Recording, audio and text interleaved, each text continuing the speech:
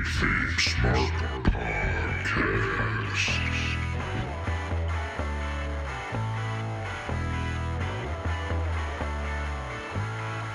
Welcome to the KayFabe Smark Podcast with Eric Todd and Brian Rompa, your smart mark source for news and opinions on the world of professional wrestling. Hey, what's going on, guys? This is the KayFabe Smark Podcast. This is Brian sitting here with you on Sunday evening. That is right. We're coming at you Thursday. Everybody was feeling a little rough, a little under the weather, so we took a night off, and we're going to do this on a Sunday. We're going to talk Extreme Rules. We're going to talk everything else, but make sure you guys get over to the KayFabe Smark on all social media platforms. That's Facebook, Instagram, TikTok, YouTube, where we're going live, and again, Facebook, where we're also going live as well. So get into the groups and like and subscribe and all the podcast platforms that we're on. Share it with a friend. But before we get into all that fun, let's check in with Eric Todd and see what's going on with him. Oh, you know, same old. Not much going on over on my end, Brian. Just enjoying the weekend. And I heard you just got back from good old Memphis, Tennessee. Down in Memphis for a couple days, and then we took the stroll over to Nashville. So then we did that. So we took the whole roundabout through Tennessee. When we were in Memphis, went over to Jerry Lawler's restaurant there and got to check out that and see all the memorabilia. I didn't get a chance to eat as it was just a lot going on. We were just visiting the Beale Street over there, but I went in, took some pictures. I'll be posting them on the gram soon enough here, but it was an interesting little place, a bunch of pictures and autograph stuff from Jerry Lawler and people that he wrestled and replica titles or maybe even some original titles. I'm not sure. And it was an interesting place. But, yeah, took a week down in Tennessee, got away with just myself and the wife. So that was my week last week. Well, one of these years, you or I got to get down to Atlanta. I don't even know if it's still there, but we got to check out Abdullah the Butcher's House of Ribs and Chinese Food. Is that still around? I don't know, but if it is, we're taking the tour. We're going. We're going to take the KayFabe Smark tour bus down there. The 2019 Equinox, a.k.a. Yes, sir. We'll get down there and check out Abby's restaurant and get some Chinese ribs and Chinese food or whatever he's got down there. And we'll check that out. This whole show is going to be pretty much based around Extreme Rules and WWE's last pay-per-view extravaganza on the Peacock Network. But before we get into that, usually we got a little bit of the news. Yep, we can get into this week's news. If you want to slap that ticker, we can get her rolling.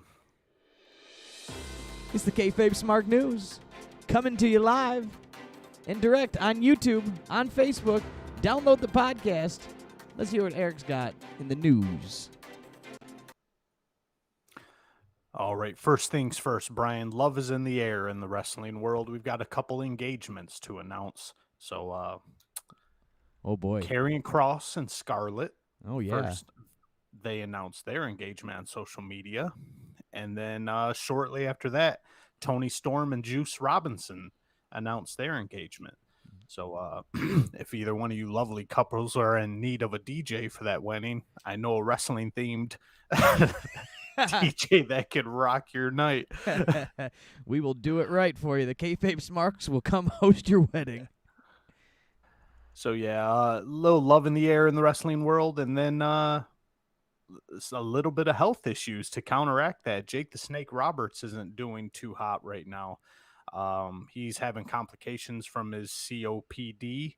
He's been spotted in a wheelchair on oxygen, and apparently he also had foot surgery, but there's a light at the end of the tunnel. The doctors have apparently cleared him, and he actually should be back on AEW TV here pretty soon.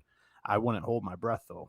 No pun intended. I was just going to say, wow, what a choice of words there. But yes, I was wondering what happened to Jake, as they had not said anything to why he had not been on TV. But in AEW fashion, sometimes they don't. It just... But I also haven't seen a lot of Lance Archer either. I almost said Lance Storm, but I haven't seen a lot of him either. Lance Storm's up in Canada. No. But Lance Archer, I haven't seen a lot of him on TV anyway, so I kind of forgot about Jake was in the mix for a minute, but I hope all is well with Mr. Jake Roberts. Yeah, we all do. Fox is a little bit heated with WWE because apparently, Fox, they threw, was it billions or millions of dollars? Hell. More than I'll ever count. Anyway, they threw a shit ton of money at WWE to air SmackDown on their network, and they were hoping that WWE SmackDown would average around 3.3 million viewers per week. But SmackDown's been pulling in roughly about 2 million per episode. And on top of that, Fox is pretty pissed that WWE advertises their other streaming services and their pay-per-views on Peacock, and Vince ain't fucking around. Vince is like, oh, well, if they wanted us to advertise our if they didn't want us to advertise another network, they should have paid for the pay-per-views. They should have put us on their network. And you know what? So I 100% agree with Vince on this. NBC, Peacock, took the... Fox didn't launch a streaming platform. Right.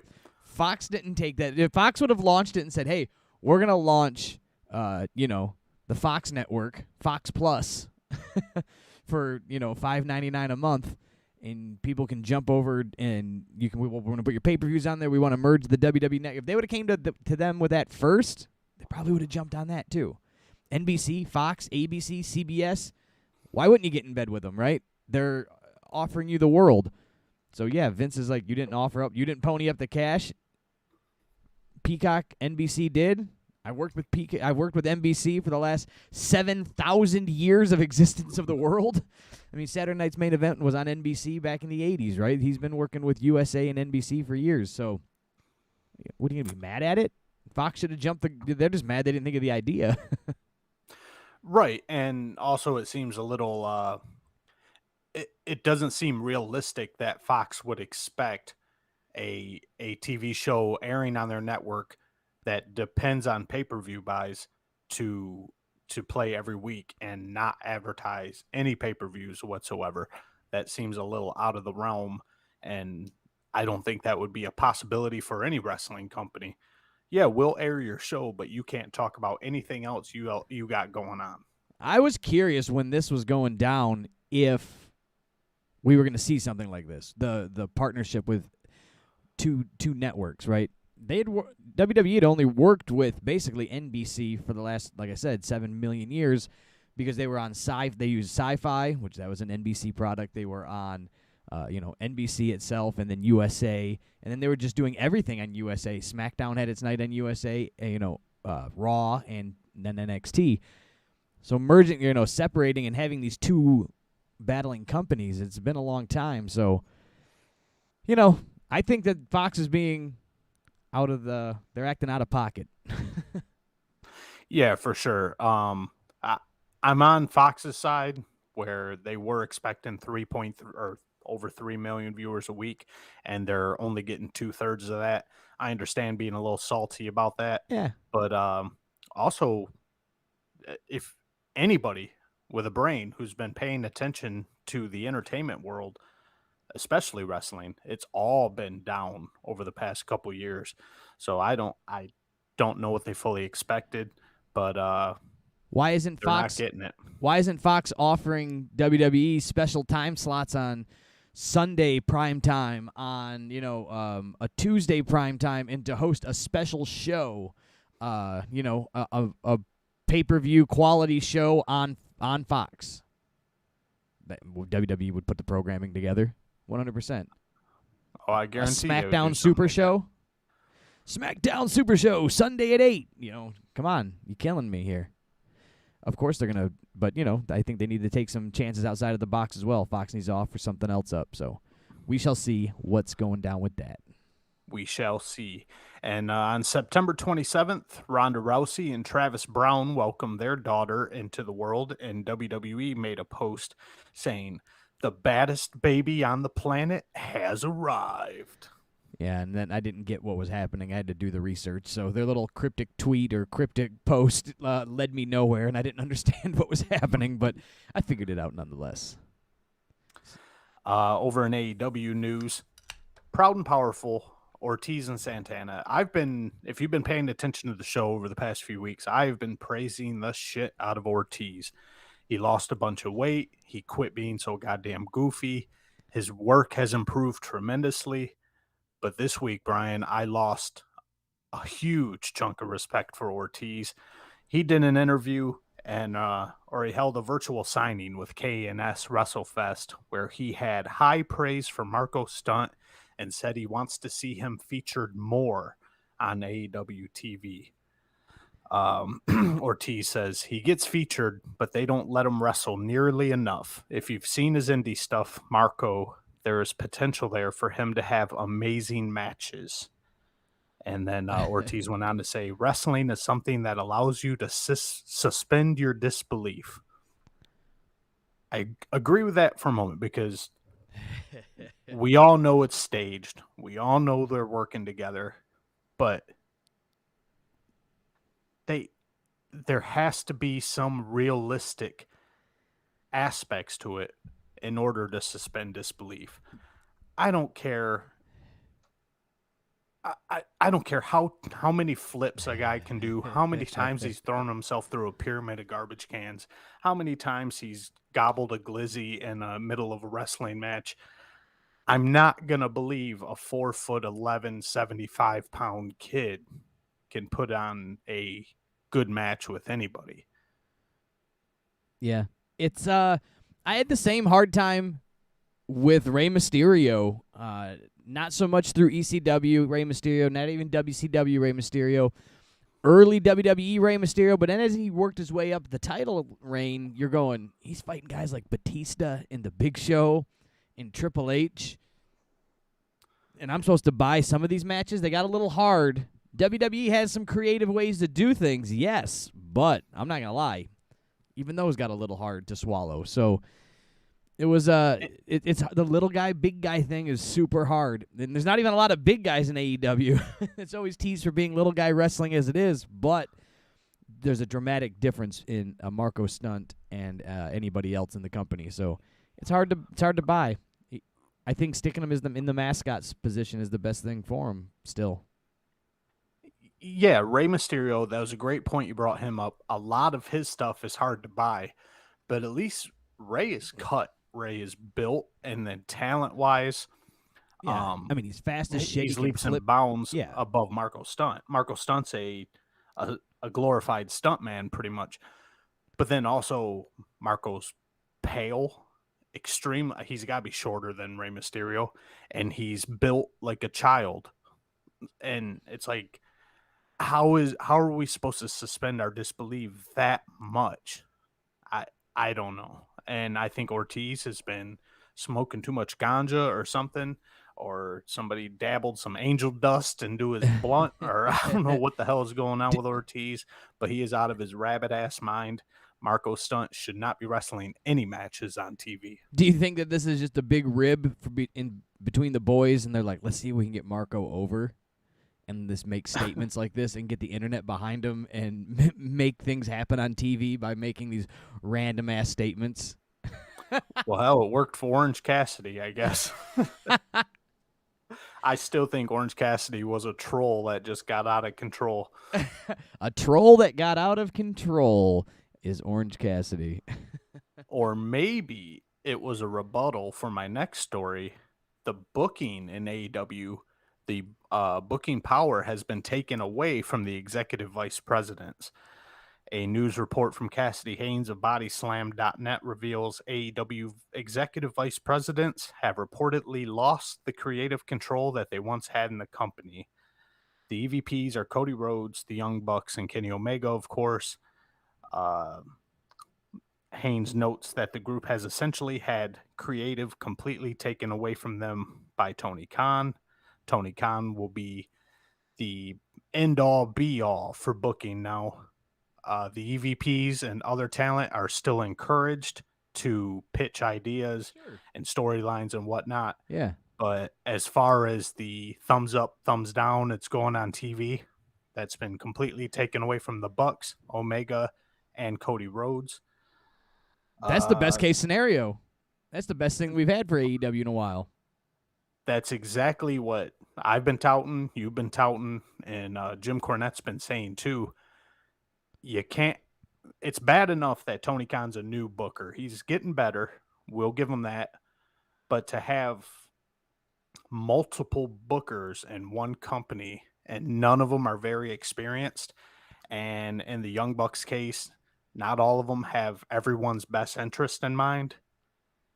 I think you got to whittle that down to one booker, and hopefully you can have will make the show gel a little better. You can have your guys. Vince has always had his guys, but Vince has always been the one to say yay or nay.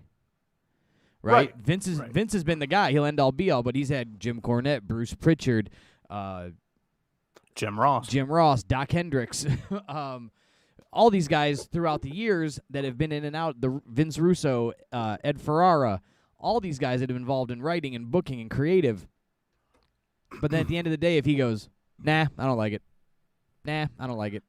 And he grabs an idea and he runs with it. So, and then you move from there. So, I think this is great. You can still keep Cody and the Bucks and Kenny. They deserve an executive vice president spot. They deserve the pay that probably comes with it. They left a probably very lucrative independent / ROH New Japan career to go start this that could die on the vine. So they deserve the work that they've put in for that, but just too many cooks in the kitchen always brings up a shit sandwich.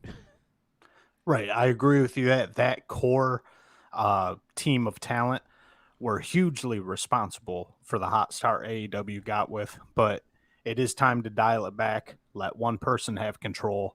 Obviously, the guy with all the money, or I'm sorry, the guy with all his dad's money. But I don't really see here what Cody Rhodes is going to be focusing on. Probably his own reality TV bullshit. But Matt Jackson is pretty much going to be helping his wife Dana with merchandise. Nick Jackson is going to be focused on handling being the elite whole area of AEW. And Kenny Omega is supposed to have a big part in the development of the AEW video game. So they are still EVPs, at least in name, and they do have important projects going on, but their name won't be on the booking sheet anymore. Best case, best thing you can hear, because that was what killed WCW was too many people telling with creative control and vetoes and ups and downs. So I hope it all works out for the best. Wrestling Inc. and Fightful are both reporting that Shane McMahon is no longer involved with WWE. Again, and no surprise to anybody, but apparently somebody got a hold of somebody in WWE, and WWE is insisting that he is still a WWE talent and he's still under a deal. So he probably owes him a few more matches.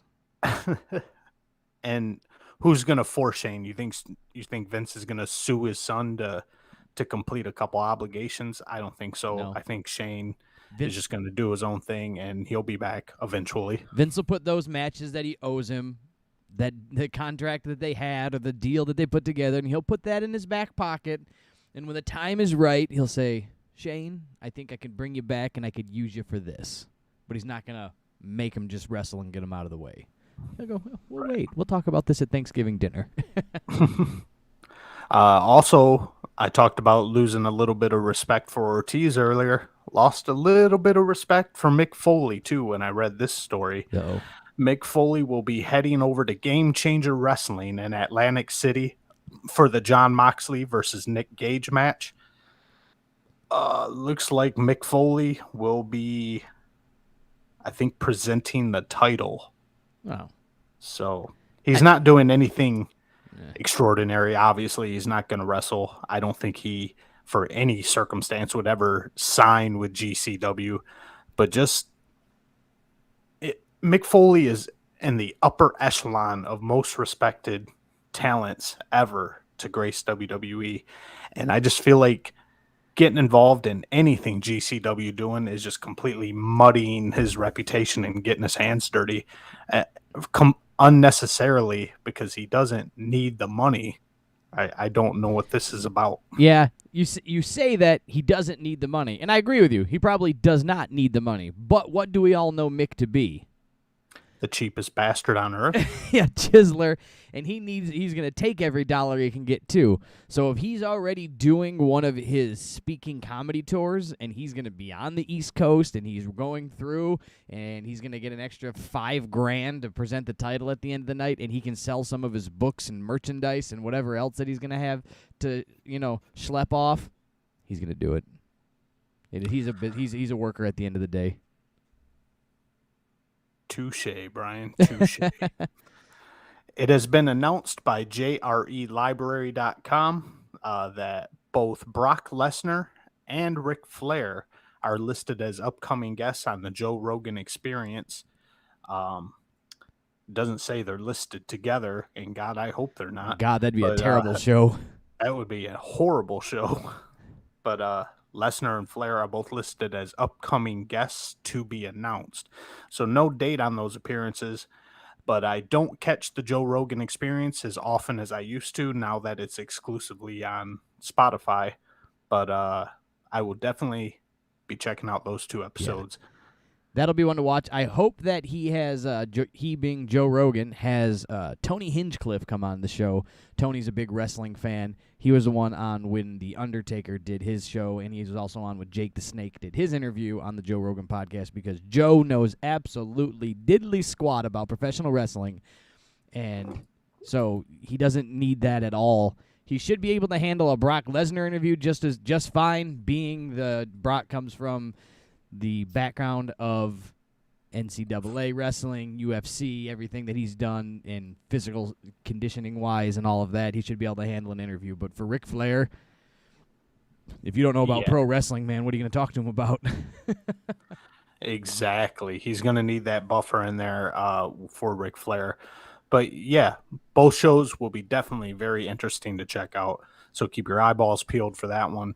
And as for that, Brian, that's going to wrap it for the news. That's the news. All right. Joe Rogan's going to have Ric Flair, Brock Lesnar. Mick Foley, he's going to Game Changer Wrestling to present the title. All kinds of nonsense. Marco Stunt should be a top guy. What is happening in wrestling? People getting engaged left and right. People getting engaged. The world is a wacky place. But before we get into the nonsense of Extreme Rules, as you can see in Eric's background if you're watching the video version. If you're not, you need to get with the game and get on Facebook and get on YouTube. Let me square them up here. And it's time to play a little bit of what we like to call Let's Play Overrated or Underrated with Eric Todd. That's right. It's time to play Overrated or Underrated with Eric Todd. Today we are going to do IC Champs. That is the Intercontinental Championships. But these are IC Champs that have never held the world title. We're going to overrate or underrate these guys on that they were IC champs. They made it up to that coveted spot and then never made it to the next. Let's start out first. Owen Hart. Ooh. Owen Hart, God rest his soul, is underrated as a IC champion. He was definitely one of the best to ever hold the belt. And dare I say it, Brian, even if he didn't pass away in such a untimely fashion, I still don't think he would have been carrying the actual WWE Heavyweight Championship at any time in his career. But he was that guy. He was molded for the Intercontinental Championship. So Owen Hart, one of the top, one of the best, underrated as an IC champ. Underrated Owen Hart as the IC champ. Here we go. Overrated, underrated. Goldust being the IC champ, but never holding a world title. Goldust, I would say, he's very much beloved in the wrestling world, but he was not championship material in any fashion in WWE, in my opinion. I think he was overrated as an Intercontinental Champion, and he was given that spot, I think, purely based on his last name.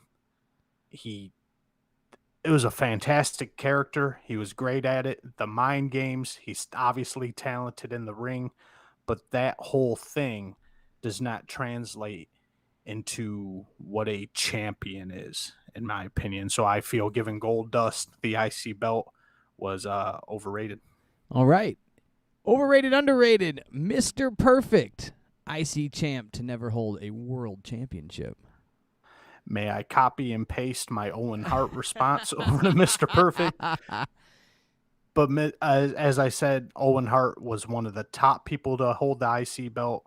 Mr. Perfect was the top. I think he is the best Intercontinental Champion to not hold the WWE heavyweight belt. Or he may just be the best IC champion ever. But yeah, Mr. Perfect, underrated. He definitely deserved to take that final step and be up there in that heavyweight championship contention. Overrated, underrated, Jeff Jarrett as an IC champ that never made it to the world championship. At least the world championship in WWE. He did in WCW. That's another world. That's a separate universe. Jeff Jarrett, he's done a lot for the wrestling business. The Jarrett family has in general. But in WWE, I thought Jeff Jarrett stunk. And putting any belt on him, I thought was a waste of time. So that was overrated. Even the Jeff Jarrett at the end of his WWE career, the slap nuts gimmick and all that when he had Deborah and everything? I hated the gimmick. Okay. The first gimmick I was 100% behind you with, like his, with the straps and the cowboy hat and the strutting and pretending like he was a country star. That was garbage. The second Jeff Jarrett gimmick wasn't too bad. And then here we go, overrated, underrated. IC champs never hold the world title. Razor Ramon. Razor Ramon was another one who was built for the Intercontinental Championship. Just because his character was so gimmicky. It was based on Scarface, a complete Scarface ripoff with his Al Pacino accent.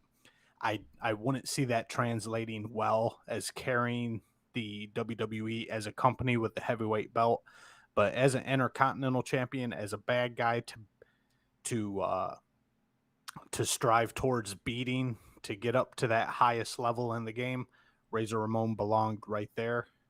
He will always be an underrated champion in that position. Now, what about Scott Hall? Does Scott Hall coming back, after WCW was bought out by WWE, could you have seen Scott Hall? Now, mind you, he held his shit together. An alternate universe where Scott Hall doesn't become an alcoholic and, completely shit the bed in WWE because they were giving him the world, right? They put him up against Austin. Do you see that guy, that Scott Hall, that version being able to continue on and be a champion?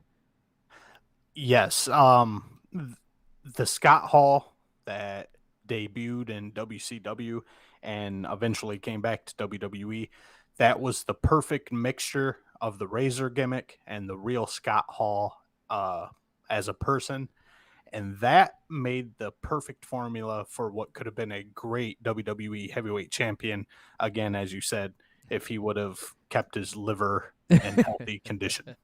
100%. All right, well, that's all I got for you on overrated, underrated. That was IC champs to never hold a world title. That was fun. It was different. I'm always trying to think of new ways. So if you guys can think of any overrated, underrated that you would like to see me do, you can hit us up at the KayFabe Smark at Gmail. You can hit us up on Instagram at the KayFabe Smark. You can send a DM. Same thing on Facebook. All of that, the KayFabe Smark, and send over your ideas so we can try and have some fun with Eric on the podcast. Now let's move over and talk Extreme Rules, or Extreme. The pay-per-view itself lacked the first word, if you ask me, and we'll talk about it from here. Yeah, just calling this thing Extreme Rules. It's been going on for the past couple years here. It's just Extreme Rules is a completely overrated name for the pay-per-view. They definitely go soft on that. I was thinking about it a little bit. We can talk about this for a half a second here. So it was called Extreme Rules. There was about one match that had, quote, Extreme Rules. But now I guess Hell in the Cell, every match isn't in the Hell in the Cell. That's just the main event. So, the Royal Rumble is the main event of the Royal Rumble pay-per-view, so they could be trying to stretch with that, but to me, Extreme Rules means the whole night you're getting extreme. So I think that every match should have some type of, quote, stipulation in it. Right. Once a year, it's not overdoing it to have a pay-per-view with, 5, 6 matches with all the commercials and bullshit WWE does in between. And for all those 5 or 6 matches to have a different extreme stipulation to it, it wouldn't leave a bad taste in your mouth because you're only doing it once a year. So they should have definitely went that route, but they, lo and behold, they did not. They did not.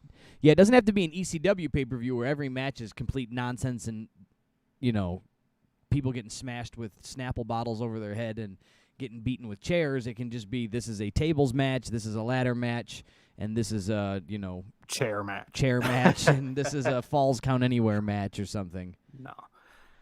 Yeah, no, I definitely feel you on that one. And one thing I wasn't feeling, Brian, was the first match of this pay-per-view. This was a 6-man tag team, which I'm a huge fan of 6-man tags, right? Oh, yeah. Because they do them at least twice a week over in AEW. But we had the New Day, the complete New Day, taking on AJ Styles, Omos, and former champion, very recently former champion, Bobby Lashley. Yeah, I thought this was a complete way to crap on Big E. Right, precisely. They give him the title. It was a big ordeal, and then they slap him in the opening match in a 6-man tag where there's really no,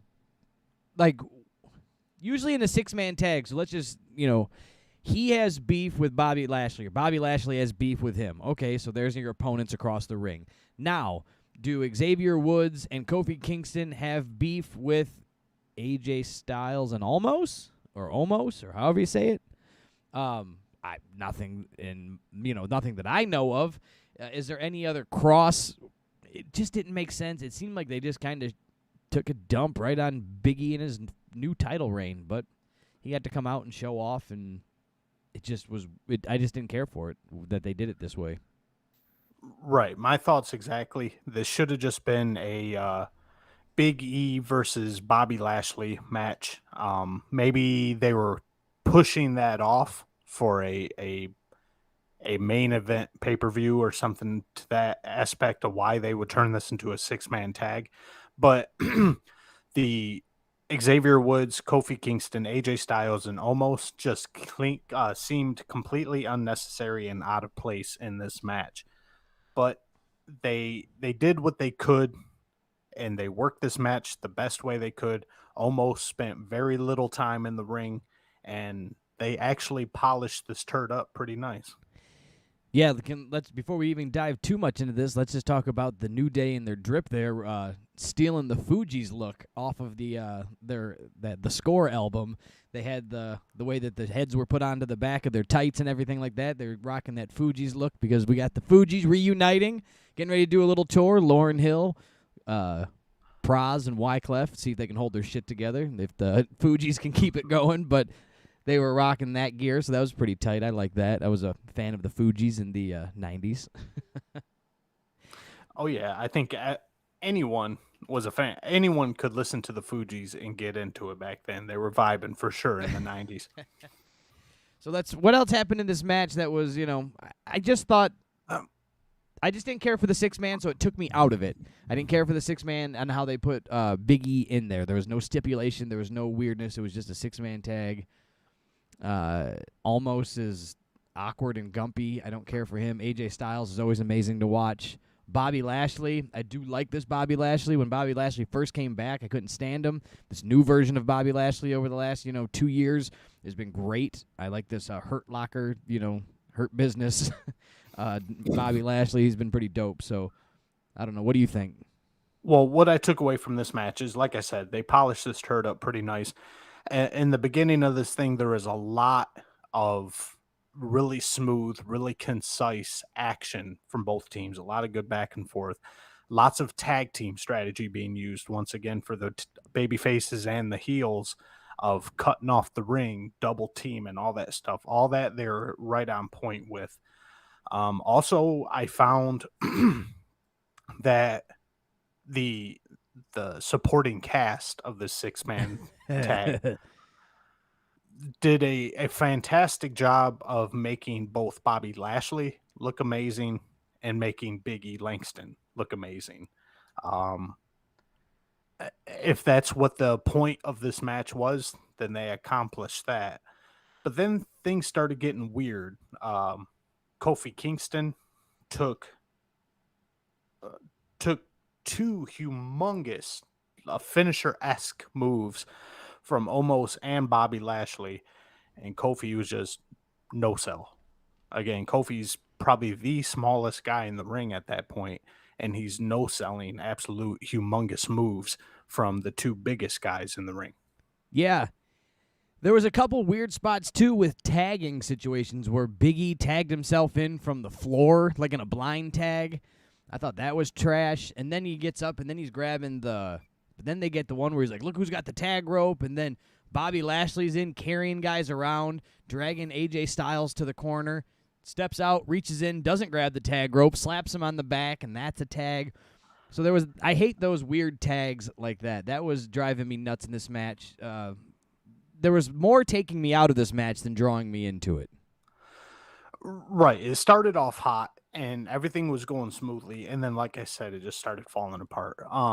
The lazy booking came into here where apparently this booking meeting was going too long because that's when the supporting cast started just taking turns being hurt on the outside. Yeah.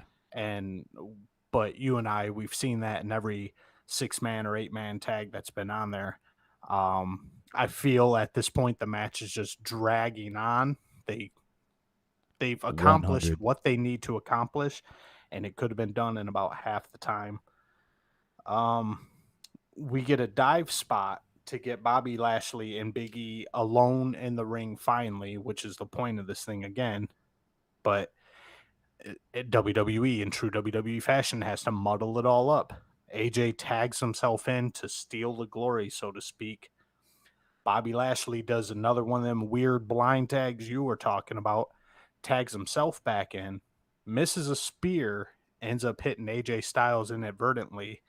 Big E hits the big ending on Lashley for the win, and it ended the way it kind of had to end, with a little bit of muck in the water there. So it wasn't such a clean victory of Big E over Bobby Lashley here. And it was able to throw a little more fuel on the fire. And now we're a little more eager to see them two fight. Yeah. They're gonna, and then they had those weird post-match interviews a little bit later where Bobby Lashley's talking about that it was unfair and the way that you did it, and then Big E's, I'll see you, be ready, I'll see you Monday. And now, mind you, this is last week, so we're a little bit late on our Extreme Rules recap here, but nonetheless, it was just, I just don't know what they're getting at. It's just, it was just weird and put together kind of slow. And like you said, I think the booking meeting went long, or their Grubhub showed up and they said, this is how we'll end it. Yeah, I mean, the point was this wasn't subtle at all. We're working towards a Big E Bobby Lashley championship match, and they accomplished it with this match. They mucked up the waters just enough to add the tension, and the interviews you're talking about that went on a little bit later on in the show were just completely unnecessary. They were just overdone, and it's like, okay, we get it. Bobby Lashley's frustrated. Right. He don't feel like he got a fair shake. And Big E Langston, he's a big tough guy, and he's just gonna accept any challenge that comes his way. We get it. These two are gonna fight, and we'll be excited to see it. But Jesus, just try harden all day. 100%. I was over it as well. What was the next match we got to go on here, or what was in between, or anything? What do we got going on after this? I'm be honest with you, Brian. there was so many bullshit commercial garbage in between that I skipped a lot of the in between, so I didn't see a lot of backstage segments. As did I. But rolling into the next match here, we had the Usos taking on the Street Profits, and you know what? These guys put on, these four guys, this start at the top here. I thought they put on a quality match. I like this match. I liked it for a couple reasons. The Usos are well-rounded wrestlers. They can high fly and they can power. Angelo Dawkins and Montez Ford offset each other. Montez Ford being the high-flying, light, skinny, lanky, jumping, doing anything you need, the dives, and Angelo Dawkins being your power guy. It's like don't quote me on this and pull it up and say, episode 70, Brian said that they were like the Hart Foundation, but they have a similar vibe to the Hart Foundation of the, you know what I'm saying? Not saying Montez Ford is as technical as Brett. That ain't what I'm saying. That's just, they have offsetting talents. So I thought between all four of those guys, they can put on a match that needed to be done. They can fly when they can fly, and they can get rough and tumble when they need to. I thought it was a good match. You heard it here, folks. 2028 WWE Hall of Fame inductees, the Street Profits, being inducted by Bret Hart and the ghost of Jim the Anvil Neidhart. We don't even get Natty to come up in his replacement. You know? Nope. They resurrect the motherfucker because the Street Profits deserve it that much. They're that fucking good. All right, so. No. But I think they put on a great match between the four of them. I wasn't excited for it because I wasn't as well caught up. Now, this falls on me on what was going on between the four of them in this tag team, thing. But it drew me in, the little pre-tape match stuff a little bit, and then the match itself. You got watching it, and you went, son of a bitch. They're going for it. I went into this thing ready to hate it. First off, with Montez Ford coming in with his ribs heavily taped. That gimmick has been going on for 138 years. And we all know taping your ribs doesn't do anything. But the best part about you mentioned this and made me remember this. The best part about the ribs thing was Michael Cole says to Pat McAfee, he goes, in your illustrious career of professional sports, you have to know what it's like to have rib injuries, and they're really hard. And he goes, well, no, Michael, I don't, because luckily I was a punter, so I never hurt my ribs. Like, just shit right on him. Like, no, I was a punter, you moron. I never got my ribs hurt. And just a sidetrack on here, we're going to take ourselves out of this match for a minute. Pat McAfee, God bless that guy, man. There is so many times in this pay-per-view where he's on his way to say something completely off the wall, completely from the heart, completely like, what the fuck is this shit? And then you can pretty much hear it. You can't literally hear it, but you can hear Vince chirping in his ear. Don't you fucking say that. You better change your tone. You better bring it home. You better think about what you're saying. I mean, he just released something in a tweet or an article on an interview that was saying, like, he loves doing this. He'll do it for as long as he can. But to be honest with you, he does it because he loves it, not because it's extremely profitable. He makes more money elsewhere doing other things. And he's just like, I do it because I love it. He's just a fan of the game. But the Street Profits they came in hot, but just over the past couple years, they failed to keep my interest. I don't know. They haven't done anything too significant or too memorable for me to keep an eye on the Street Profits. So that's why I went into this with kind of a attitude. Again, this one, I didn't see any way they were going to put the belts on the Street Profits right now at this point, with the Usos being so hot with Roman Reigns and all that. 100. So there was no anticipation on the belts changing hand. Montez Ford just deciding willy-nilly here and there when his ribs actually hurt and when they don't hurt, because at one point he took a 10-foot drop. He jumped about 38 feet off the top rope, came down straight onto a set of Uso knees, straight up onto his ribs, pops right back up like nothing happened. No sell completely. Then takes a little bit later on in the match, go ahead. takes a little Uso kick right in the tummy, and his his ribs got hit by a Mack truck going 70 miles an hour after that one. That's when you know Eric really is down on a guy when they get hit in the tummy. When they get hit in the tummy. Got hit in the tummy.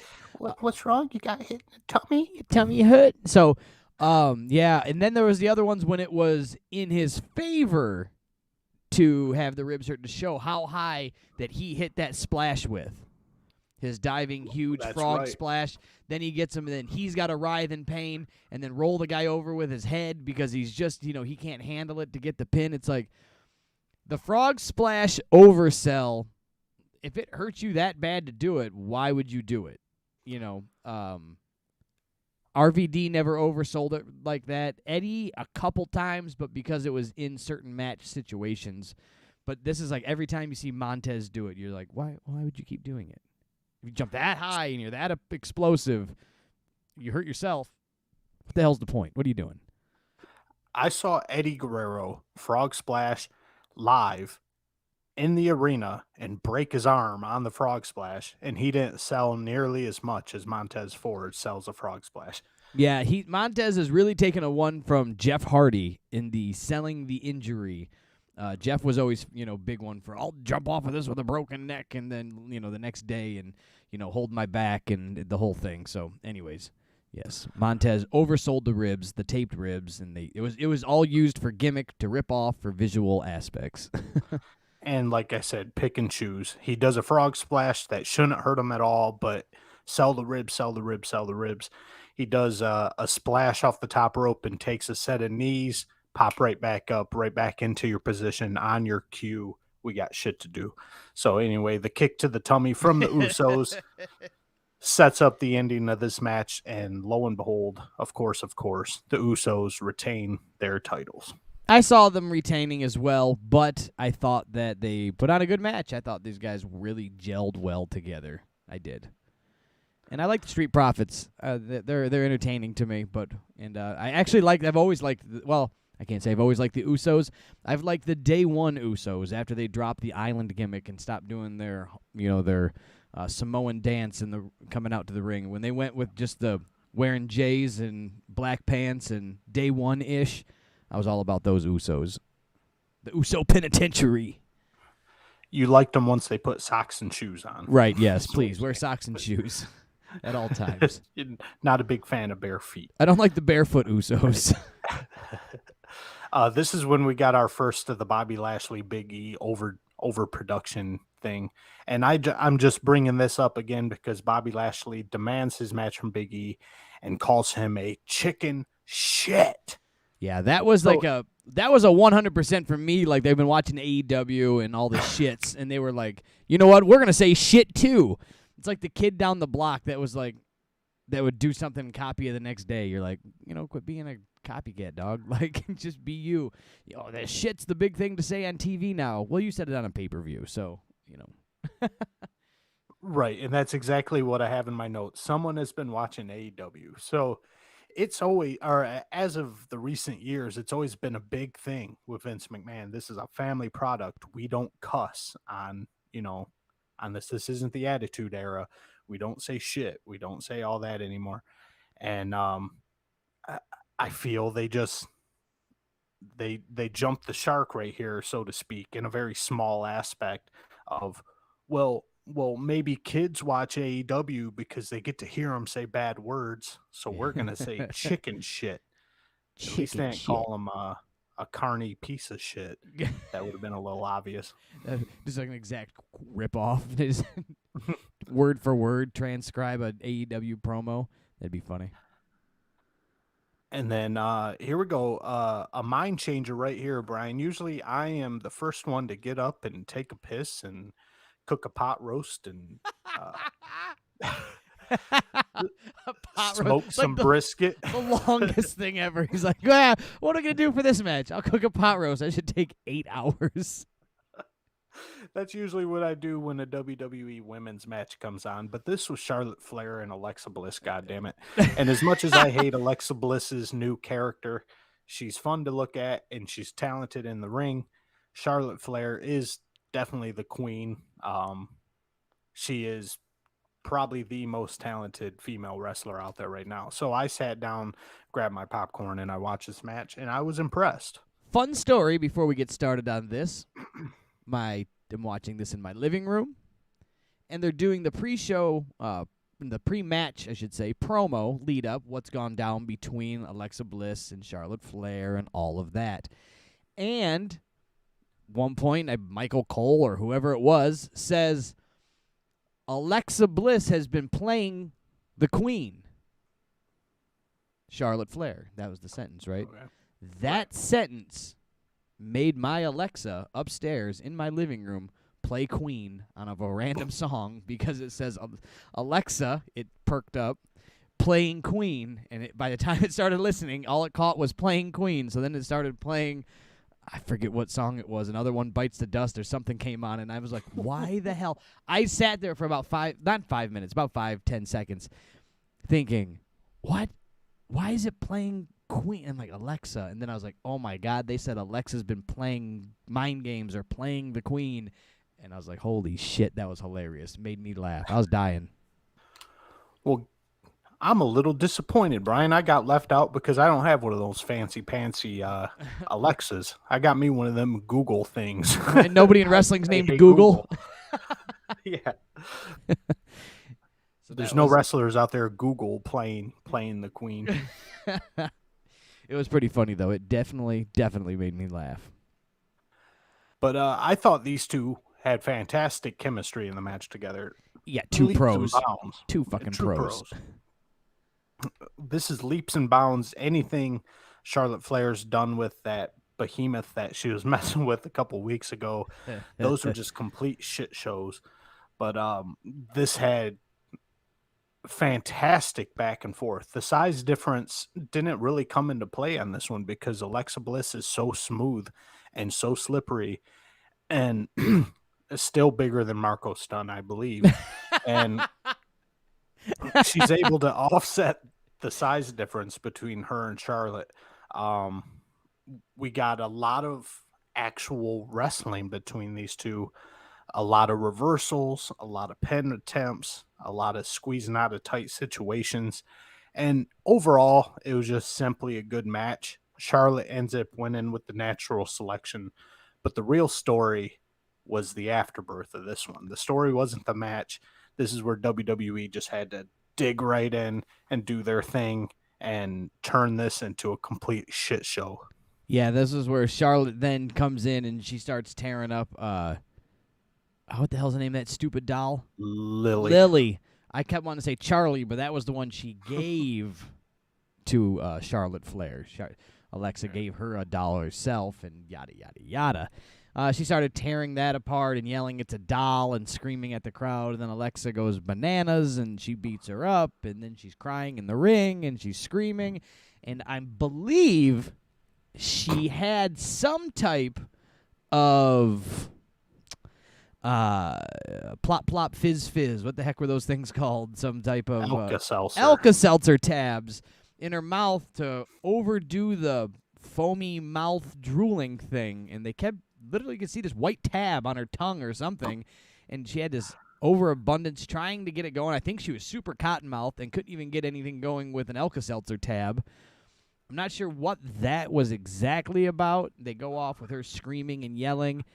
Now, knowing what you know, if you don't know, she's going to be off TV for a while. She's going home. She's going to have a little surgery on some things. She's going to get something taken care of. I can't remember what it was. And I think this was the way to write her off. Personally, instant Brian booking here. They needed to have the lights go out, like her lights would, right, and the power goes out. And she's screaming. WWE's not scared of doing that. She's screaming in the ring. She's got the remaining pieces of Lily, and she's screaming. And the lights, some smoke, something goes off. She's out. Hooty hoo. She's out the gate. Comes on, and you don't see her for a while. And then she can come back as cutesy bootsy, pink-haired Alexa Bliss, or she can come back as the angry Alexa Bliss, whatever you want to do after she goes home and learns a new move and gets her surgery and gets herself better. So it was, but that tab, that Alka-Seltzer thing in her mouth was a little bit wacky. It didn't go over right, I'm going to guess.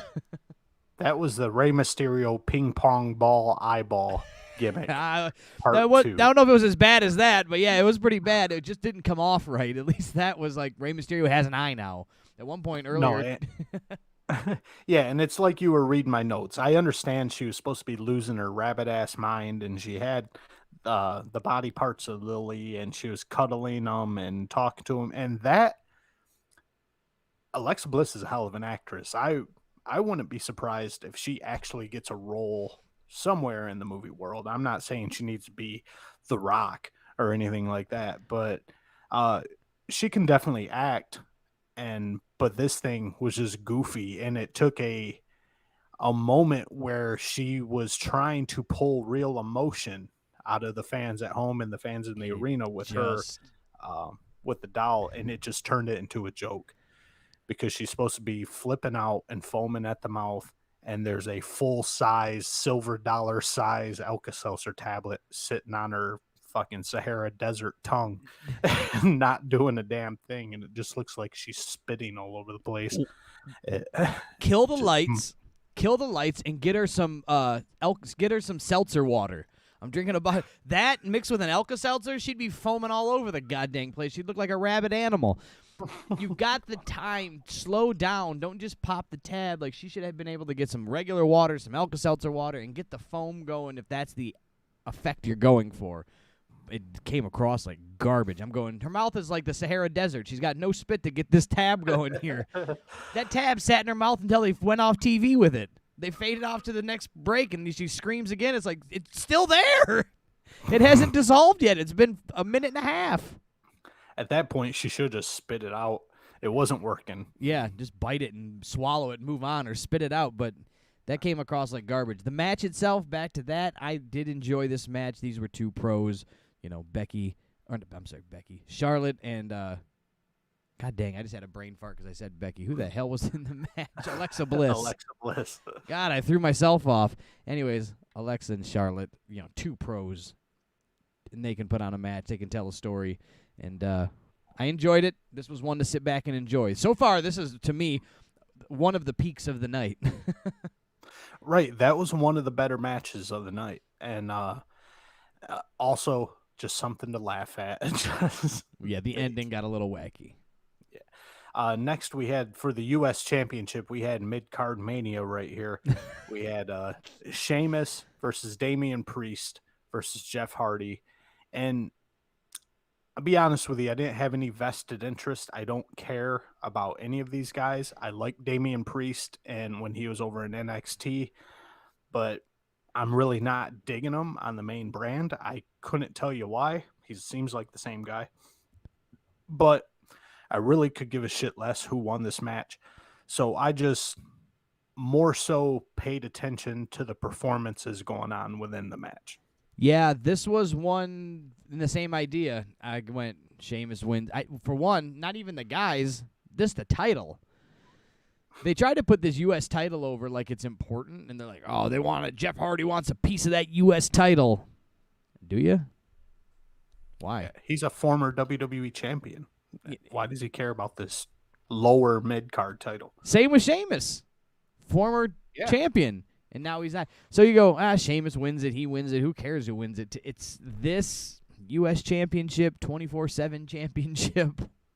They're Gold jacket, green jacket. Who gives a shit? They're interchangeable to me. They are interchangeable to me on that title situation. So I just think it didn't matter to me. I like Damian Priest.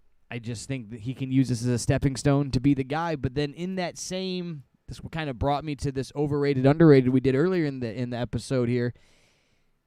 Looking at this as the Intercontinental Championship, is Damian Priest a guy that you can see being the guy? Can you see a Damian Priest winning the championship and then getting pulled onto the Tonight Show or getting pulled onto Good Morning America and representing your brand? Is that the guy? He's just, as of this point right now, Brian, he's got great size and he can perform, but he's just got indie guy written all over him. I don't know. For me, nothing exudes superstar from Damian Priest, in my opinion. He's got New York punk rock written all over him, which is great and cool, but CM Punk got away with it. It just it was, I don't know. I just don't know if I can see this version of him at this moment being, quote, the guy. So, anyways, we continue on. This match was, at best, a three-man match, or a three-way match. And then the logistics of a three-way match, you're thinking, really, nobody should ever get a pin because somebody should always be breaking it up. Right, and that's what WWE actually did right in this thing. First things first, I was comparing Jeff Hardy to Matt Hardy throughout this whole thing, which I know is an unfair comparison, but because Matt Hardy is, I suppose he had something to do with his role in AEW, where he's kind of the backseat guy who only wrestles once in a while, and he's definitely lost a few steps. Jeff Hardy, you could not tell he was a 45, 46-year-old man in this match. Jeff Hardy was killing it. He's really I think to Jeff's downfall, that will be his, if Jeff has a downfall, that's it, is that he can never not be 100% in. As soon as he can't be Jeff Hardy, I think he's going to walk away and do something else or do nothing. Right. Yeah, you got a great point there. There was to touch on what you were saying earlier about there should never be a pin. They loaded it up with blindside attacks where two guys are going at it at one point and then just out of nowhere, here comes a Jeff Hardy or here comes a Sheamus. Lots of blindside attacks. Not too much of guys disappearing for no reason. Yes. So I feel they kind of gave the reins to Jeff Hardy and Sheamus in this one to lead the match and kind of figure out how it's going to go. This didn't have just bullshit writers all over it where, well, this guy's just going to be hurt for 5 minutes. They seemed to keep everyone involved as best they could. Yeah, they kept it in. All three guys were seen a lot. I did notice that. There was not the guy hurt laying down with his face in his elbow for, 2.5 hours and then come in the match and wrestle for 20 minutes. So that was a good part of this. It was entertaining enough because you put three guys in the ring and all three are good wrestlers. Whether you care about them or not is a different story, but they're all good, so you can get drawn in a little bit, but this was a hard one for me to really care about. Yeah, it's just at the end of the day, really care about it. Go ahead. I'm sorry. I didn't really care who won, but the good part of it was you could see any one of these guys winning, and WWE teased the shit out of Jeff Hardy winning this match and getting the U.S. Championship, and him caring about it so much. They were really teasing for Hardy to win, but lo and behold, after a slew of false finishes, Damian Priest ends up pinning Sheamus with a roll-up, classic roll-up, to retain the title. Just a classic roll-up, nothing too intense. And Jeff Hardy got one of the biggest pops when he did a swanton or something and went for the pin real quick. And it was what everybody thought was going to be the finish, and the crowd exploded when it only went to 2. It's like, damn, they would have really blew the roof off the place if he would have won the U.S. Championship. Wow. Yeah. Why not slap it on the son of a bitch? My thoughts exactly. At that point, the pops Jeff Hardy was getting just from the teasing of him possibly winning this, it would have been smart to call an audible because, like I said, Damian Priest, he's going to improve. He's going to be a little more commercially acceptable later on in his career. But right now, why not just get the pop while you can on such a small title? If Jeff Hardy can pull a huge pop out of the U.S. title, give it to Jeff Hardy. Yeah, Vince should have radioed down to the referee and, from gorilla position there and said, hey, we need you to, we're going to tell Jeff he's taking it home. Tell Damian we're sorry. We'll talk about it later. And they could have ran with that and it would have went over great. But it's not how it went down. Damian Priest retains and the other two will go do something else. Sheamus's gimmick is a brown coat and a mask. Like, that's cool, Sheamus. That's your new gimmick, is wearing a brown coat to the ring and keep, quote, breaking your nose every other day and wearing a mask that is supposedly made of steel, according to your commentators. Solid steel. Wrestle with a steel faceplate on. That'd be real good. Your neck wouldn't be tired by the end of the night at all. Carrying around a 15-pound weight on your snoot. Next up on our agenda here, we had the SmackDown Women's Championship match we got our rematch between Bianca Belair and Becky Lynch. Becky Lynch, of course, making that comeback and beating Bianca Belair for the title in 20 seconds at SummerSlam. So this was a highly anticipated rematch for the WWE fans. Yes, you had the man taking on the EST. I put this as a higher. I thought I had high expectations for this match, because Becky was in it. It's just all that was. Bianca Belair, she's proved herself. She's worked her way up. She's doing good. But this is Becky Lynch. This is her comeback shit, right? This is we're gonna put it down here. So I had some expectations for this. I wasn't greatly let down. I don't think I was. They didn't exceed expectations, and I don't think they fell below expectations. I think I got what I expected from the players in the game. Yeah, I was expecting a better match than what was delivered. I think I was probably a little more disappointed than you. I was caught off guard right away for Becky's new look. Her hair, was kind of like in a permanent back flow. Her gear was I don't know. It looked like Becky Lynch came straight off the set of Pokemon or Naruto or something. She just looked like a goofy fucking anime character. This isn't the badass man Becky Lynch that left the WWE to go have a baby. She used to dress in all black fishnets, a knee-high boot. She just looked like a badass broad just ready to kick some ass. And now she's coming off as some, I don't know, goofy, flashy, I don't know what she's going for, to be honest with you.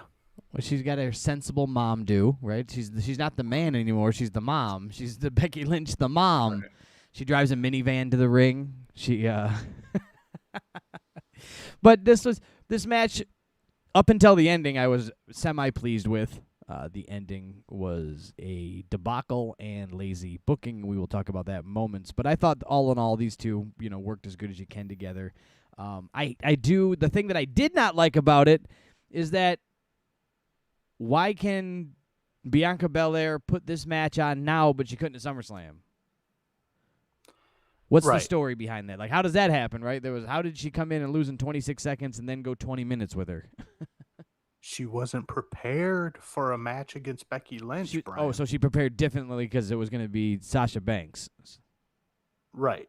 Different training, Yeah, this isn't MMA. This isn't weight classes. I can see, if I show up and think I'm going to wrestle you, then they put Brock Lesnar in there. Yeah, I probably would have trained different, knowing you're going to, right? You go. We're talking about two skinny girls, Sasha Banks and Becky Lynch. It was a lateral move. I don't know, man. That was, and it was not like Sasha was an unheard of, this is Sasha Banks, former champion. Sasha Banks, she's no slouch. So you would have trained even better for Becky? Come on, man, get a grip. Now, let's get to business, Brian. Business. All right, so Becky Lynch left the company as a babyface, came back to the company as this heel, and she automatically gets the championship. I'd call her more of a cocky babyface, but go ahead. I can continue on. To me, she doesn't know how to be a heel. So what she is doing is she's being very heavily inspired by Charlotte Flair. And the messed up thing about it is I can understand being influenced, but you're doing the same shit on the same show. So she sells seashells by the seashore. You beat me. I was going to say that 5 times fast. She sells the same shit on the same show. We just saw Charlotte Flair fighting Alexa Bliss, and what's Charlotte Flair doing the entire match? Anytime the crowd is cheering for Alexa Bliss, Charlotte's getting pissed off, yelling at the crowd, cheer for me, I'm the champion, blah, blah, blah. Becky Lynch, exact same thing. Throughout this whole match, screaming at the crowd, you should be cheering for me, I'm the champ. I'm the chomp. I'm the man. And then Charlotte Flair has her patented Ric Flair move that she does in every big match where she's going to get pinned, she's going to lose the match, ever so subtly, ever so smoothly sets her foot on the rope to break the pin or to break the count. This match, exact same thing. Belair's about to pin Becky Lynch about 2 feet away from the ropes. 1, 2, hands coming down for the 3. Becky Lynch, foot on the rope. So it's just, those are... Now you're going to make me hate this match. I just said I enjoyed it, and you're just going to point out things, all these holes in the dam, and I'm going to go, this match sucks. Screw it. Well, those 2 things in particular, a heel yelling at the crowd that I'm the champ, respect me, don't cheer for her. That's not a body slam. That's not a suplex. That's not something you can see in every match. That is almost a part of someone's gimmick as a champion. So we got to see the same heel champion gimmick, both females, on the same exact pay-per-view. And then the foot on the rope thing, like I said, that's an exclusive Flair thing. When people see that, they're like, he's doing the Ric Flair. And then for Becky Lynch to do that too, it's like, come on, both man. female champions on the same pay-per-view doing the same rope break.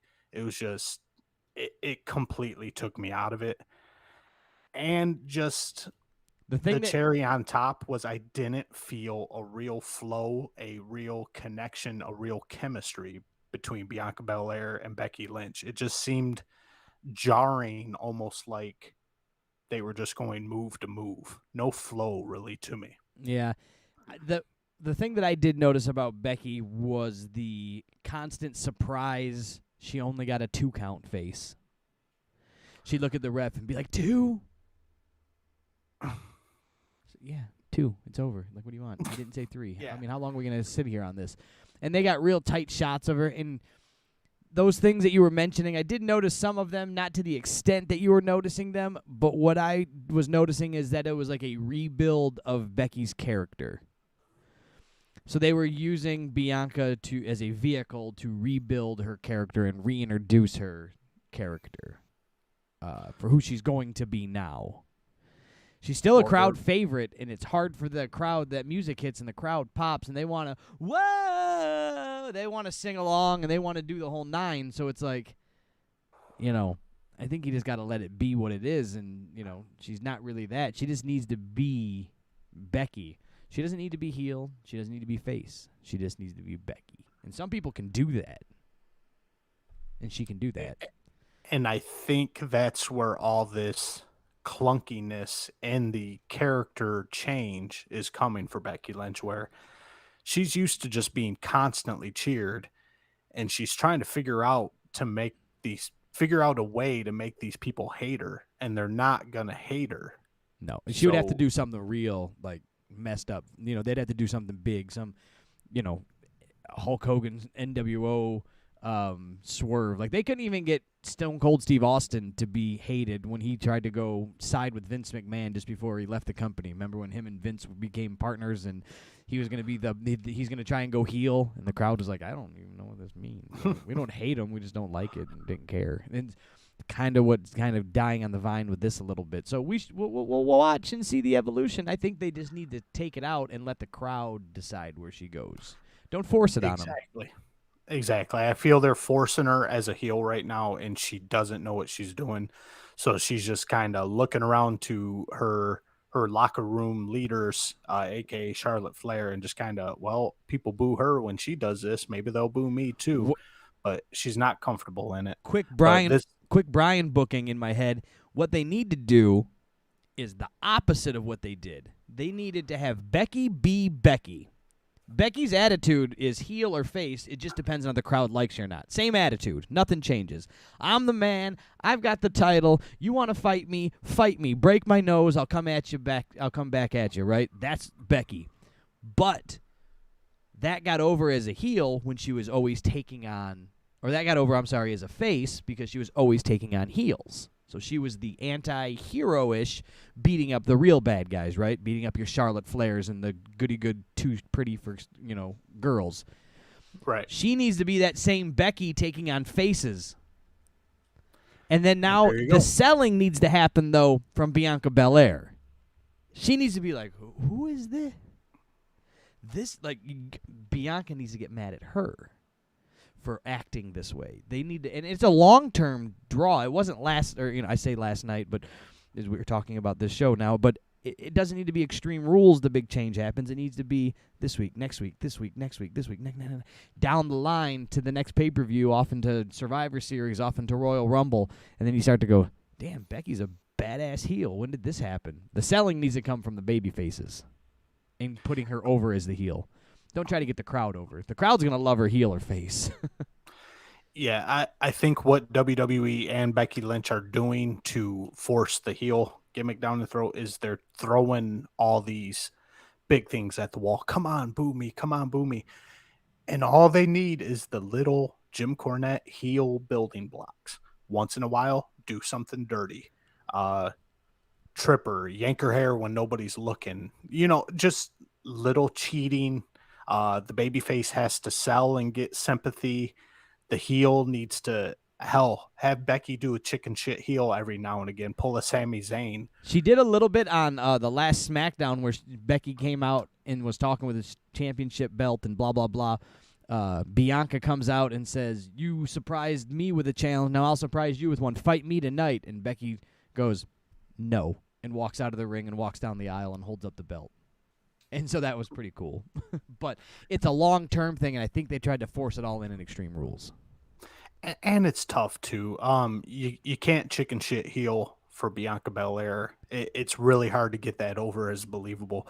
Bianca Belair is so sweet and so charming. Exactly. And so small, so to speak. And Becky Lynch is supposed to be the baddest bitch on the block, For her to chicken shit for Bianca Belair would be kind of goofy. So this match, and then we get to the ending here, Eric. We go through this and we get to the ending. Things finally picked up. We got a slew of false finishes between these two, and the excitement actually picked up there. Bianca Belair sets up Becky Lynch. She's gonna take this thing. She's gonna hit the kiss of death. But lo and behold, who makes their return? Brian Rampa, Sasha Banks, the boss. Either one. Did the boss come back or did Sasha Banks come back? I don't know. I had my money on the boss, but Sasha Banks ended up showing up instead. She shows up. In. She looks like $1 million. She does. She came back. She was looking healthy and she was looking beautiful. We'll just leave it at that. And everything was very well put together for Sasha. But what was confusing for me is why she comes in and who she attacks. You left when she couldn't wrestle. Bianca had the title, so that made sense why there was beef there. Comes back, Becky's got the title. Why do you still care about little old Bianca? This is a spot to put Sasha as the heel now, but she doesn't. She beats up. I don't. It was just weird. Like who's heel, who's face? We're all over the place. She attacks Bianca and beats her up in the corner, but then eventually turns on Becky as well. Well, you knew that was the point, right? She wants the title. But it was just, why'd you come in and beat up that way? You should have went right for the champion. That's all your focus should be on. Why your focus would be on Bianca is beyond me. And that was just WWE, I think, too many cooks in the kitchen. The Lazy waters booking. are really muddy here. Because if Sasha Banks came in and just went straight for Becky Lynch, well, then Sasha Banks would be pushed as a babyface. And you don't want that. Sasha Banks' natural heel, so you have her go after Bianca Belair, but you're she trying wants the title against a heel. But you're trying to get Becky over as a heel. Right. So you're going to end up with heel versus heel, and you're just not going to get the emotional reaction that you want when you have Sasha Banks' natural heel. Natural. She can do her thing. People are going to hate her. Becky Lynch is not comfortable as a heel. So when you're putting these two, a natural heel and someone trying to be a heel against each other, the crowd's not going to know what to think. No. Becky's a natural baby face, but a mean baby face. Like that Stone, you go back and use the analogy 1,000 times an episode, but that Stone Cold Austin baby face. He's not supposed to be liked, but he is. And that's Becky. The people are going to love her because she's big and strong and will take care of business, and she's not scared to stand up to people. So she just needs to be that. And this is going to be a real I'm gonna have to see how they crawl out of this dark hole that this corner they've painted themselves into. Right. And you can tout all you want, not you personally, but the internet wrestling community wrestling's changed. You don't need heels, you don't need baby faces, you don't need good guys and bad guys anymore. For thousands of years, Brian, good and evil have always been an aspect to getting people emotionally involved. Whether it's religion, God versus Satan, whether it's basketball, anyone who went up against LeBron James and the Lakers, if you weren't in LA, you wanted that other team to beat the Lakers. Wrestling for years and years been bad guy versus good guy. Boxing. There's a whole thing Muhammad called Ali. You wanted Muhammad Ali you were cheering for him to whoop Joe Frazier's ass because Joe Frazier was a piece of shit. There's a whole thing called the Marvel Universe, which is based on superheroes killing villains. Big villains named Thanos, little villain. Like, it's just the whole thing. Good has fought evil. So now imagine if you just say there's no thing. So imagine it's all good guys in the next Marvel movie. Just Captain America is going to sit around and play solitaire while Iron Man. Oh wait, he's dead. Spoiler alert. But it's just, what are they going to do? What are you going to do? Superman, Batman, they're just going to sit around and be like, hey, man, there's no bad guys in the world now. 90 minutes of them looking at TikTok videos on their phone.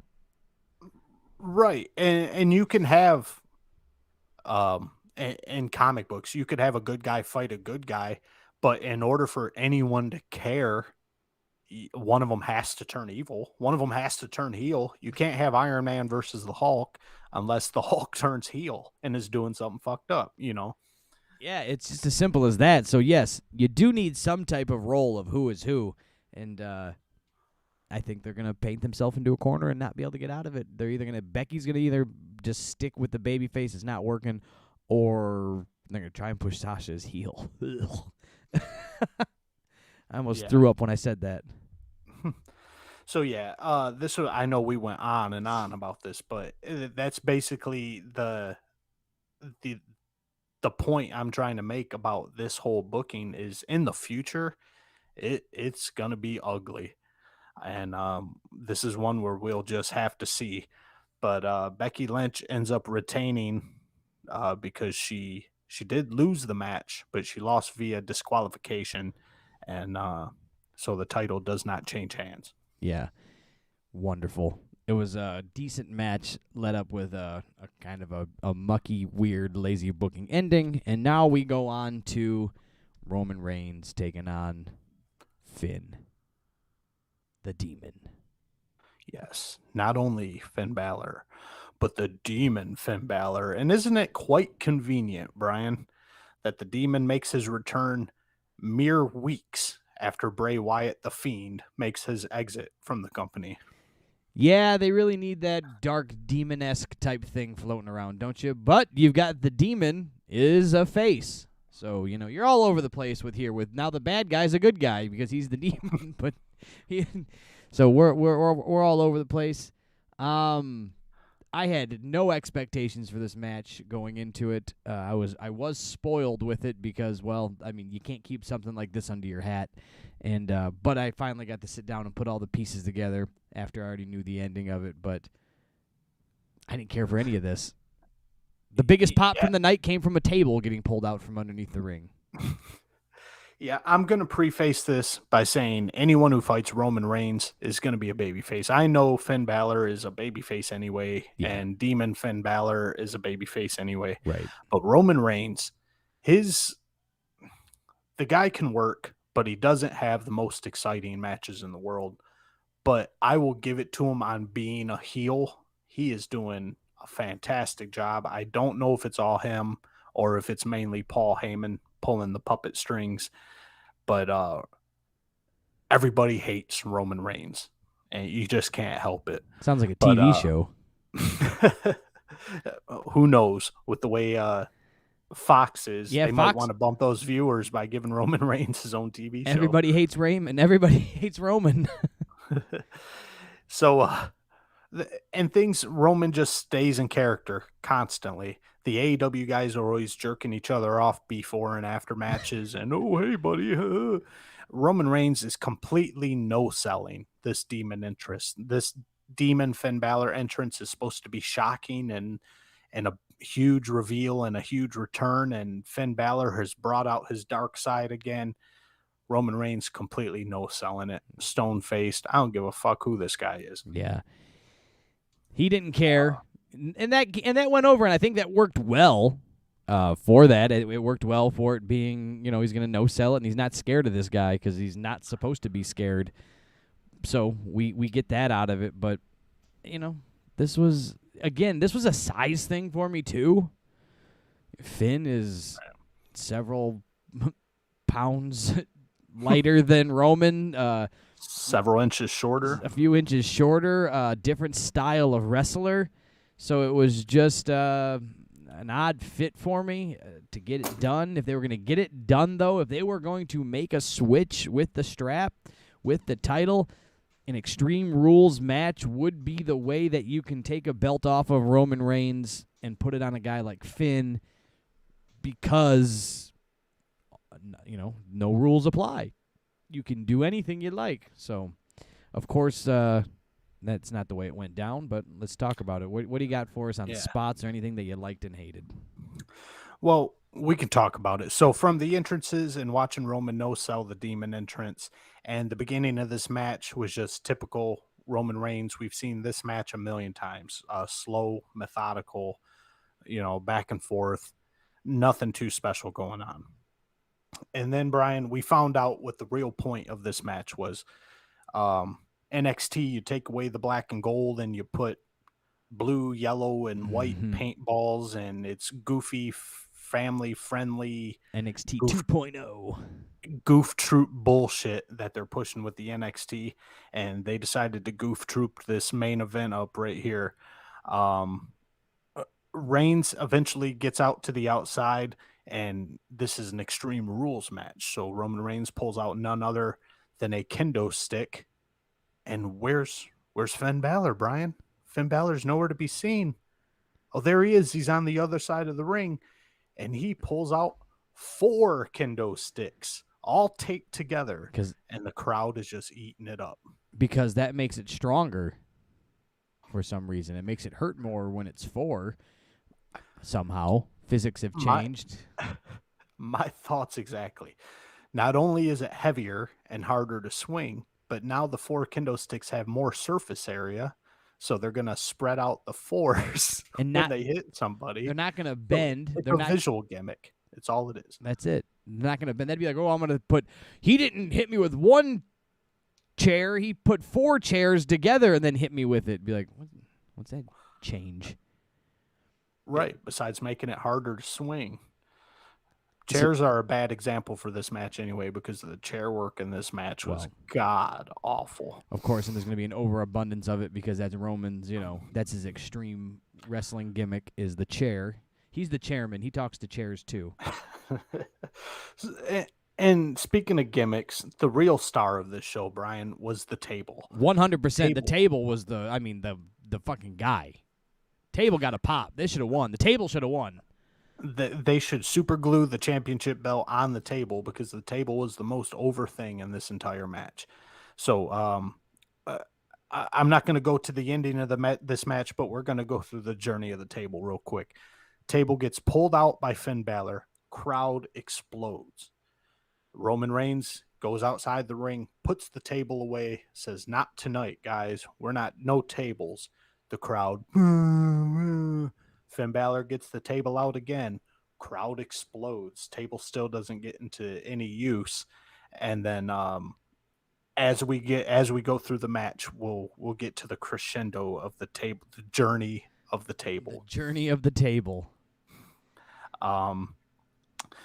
When Reigns does put the table away initially and the crowd boos, Reigns counteracts that by grabbing a chair because, like we said, he's the chairman with hair, and he proceeds to beat Finn Balor This is Extreme Rules, so he beats him extremely gingerly with this chair, Brian. He's very nice. He's a nice man. He's going to hit you with a chair. He's going to do it very pleasantly. And I understand COVID is a real thing, and you don't want to be face-to-face with these schmucks in Columbus, Ohio. Especially when you've battled leukemia. Yeah, that leukemia is kind of an ass kicker, and it kind of lowers your immune system a nut hair or two. But at one point, Roman Reigns throws Finn Balor over the guardrail and into the crowd, and Reigns very smartly, very astutely asks his assistant Paul Heyman for a COVID mask and straps it on before pursuing Finn Balor. Yeah, I take nothing away from wanting to put the mask on. We're not going to get political and talk about wear a mask, don't wear a mask. That's all your choice. No. But there's a different way. Do not write us and say masks don't work. Don't write us and say he had to wear a mask. No, I don't care. Don't care whether you wear a mask or not. Neither one of us care. It should have been done differently, though. There had to have been a different path to get to the pre-show stage, because that was the only thing they were on fire for, was the pre-show stage. Because then they could spread out and be comfortable again and not in the people. So they could have went through the back, where again I would assume they're comfortable, into the back. They could have worked their way out through production and then came out and been in that pre-show area, and it could have all been blocked off and staged off. Just it's as easy as doing it differently. But the mask was a little weird for me. I don't know if they were making a statement. I don't know if or if it's just Roman's like, hey, they want me to go through the crowd, and I ain't doing it unless I wear a mask. And if it is, that's what it is, and it's not that. I mean, it's not that big a deal. It didn't change it that much for me. It was just different. The only reason I pointed it out, because I get it if he wants to wear a right. mask in that crowd. Feel safe. It. But the fact that he asked Paul Heyman for a mask, Paul Heyman readily had a mask available, just screamed, "This is planned." It just screams, I plan on throwing him into the crowd, and I plan on working my way through the crowd, so I better come prepared.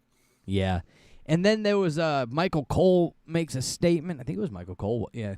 Makes the statement and says, you can fight anywhere in the ring, but falls have to or anywhere in the arena, but falls have to count in the ring. Right. What kind of... Only pin or submission in the ring for some reason. So that's cool. You actually, you hit a guy so hard, you knock him out unconscious, 300 yards away from the ring because you're battling all over into the popcorn stand. Now you got to drag him back an hour and a half to the ring to get him pinned. Cool. And since we're talking about commentators here, Pat McAfee, love the guy to death. You see Roman putting that mask on. He doesn't want to breathe the same air as these schmucks in Columbus, Ohio. He's a natural heel, too. He knows he's a very Bobby the Brain. Could you imagine Bobby being commentating during an era of this with COVID and everything? He'd be like, God. Don't touch me. Don't breathe on me. He'd be ham and eggers, and there'd be some funny one-liners coming from him. So I definitely thought the mask removed me for a moment that he put it on. And kind of like you said, I don't know if I put it into my head when I saw it that it was like, oh, well, this is planned.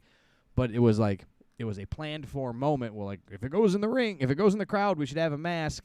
But it just removed it from it. It made me focus on the mask and thinking about a guy wrestling in the mask. I get annoyed when I got to wear it into a store, let alone wrestle in it. So then it's taking me out of watching what was actually happening. So... Right. It took you out of suspending your disbelief. Right. And outside the ring, it was nothing special, really. Just typical in the outside of the ring in the arena brawling until we got to our pre-show table here where Finn Balor finally gets a little bit of offense and hits a crossbody off the table. So it wasn't a Kevin Steen spot. It wasn't anything humongous. They worked their way through the crowd. They took us out of the moment with a mask, all just for a crossbody block. I just felt it was unnecessary and forced. They were just trying to push, this is extreme. Yeah. They can fight anywhere. It was just forced. Yeah, they need to really redefine this Extreme Rules thing and refigure it out or something to do with it, but I didn't care for any of that. And this match itself... So we're out there, we're in that. Then they make their way back to the ring. the Usos end up coming out at some point and getting involved. Are we? Yeah, not quite yet. Okay. Because the table is the star of the Oh show. well, right sure. now, Fill me in Brian. on the journey of the table. The table has been sitting lonely. After Finn Balor broke it out, he didn't get to use it. He broke it out and it's been sitting idly waiting to be used. Finn Balor finally sets up the table in the ring and he gets what looked to me like a modified rock bottom sidewalk slam. I don't know what you want to call it.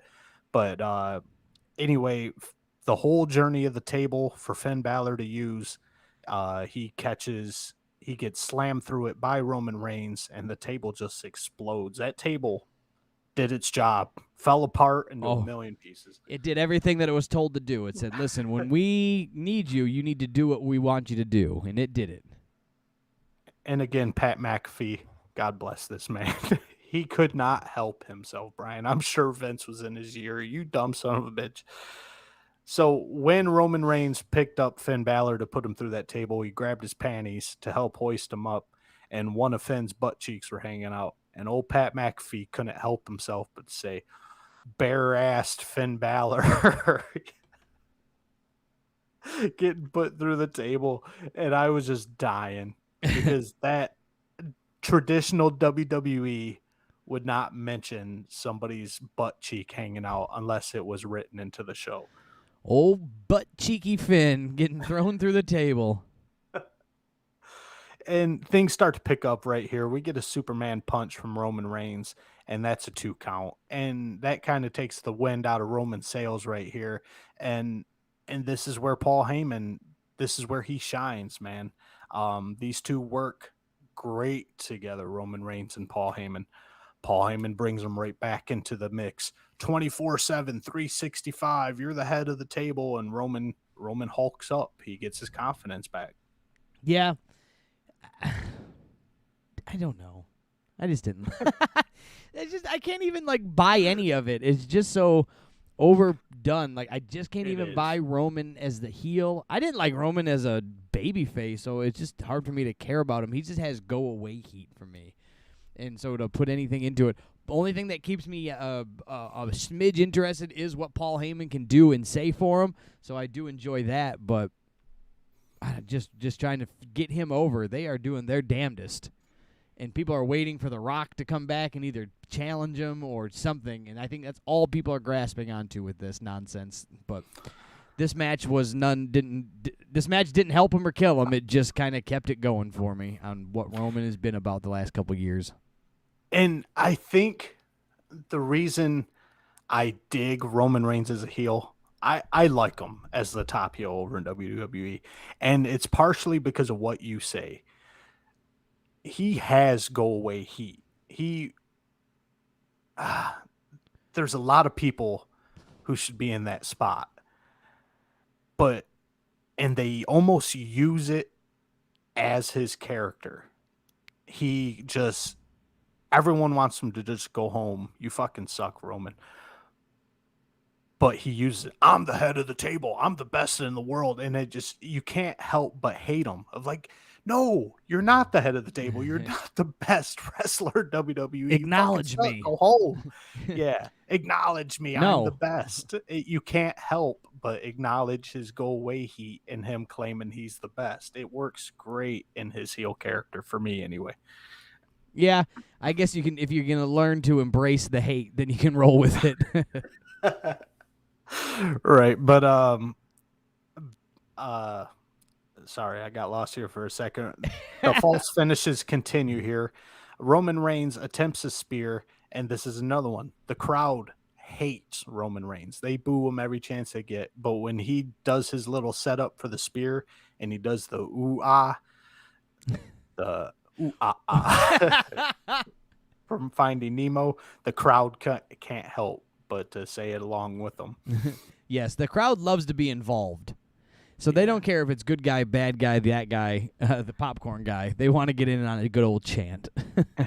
Yeah, so Roman and the crowd chant about their hoo-ha and ends up catching a kick to the dome from Finn Balor.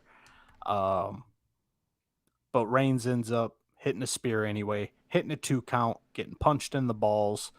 And then Finn Balor starts to make his comeback, does a tope flipacita over the top rope there, hits a coup de grace, 2 count.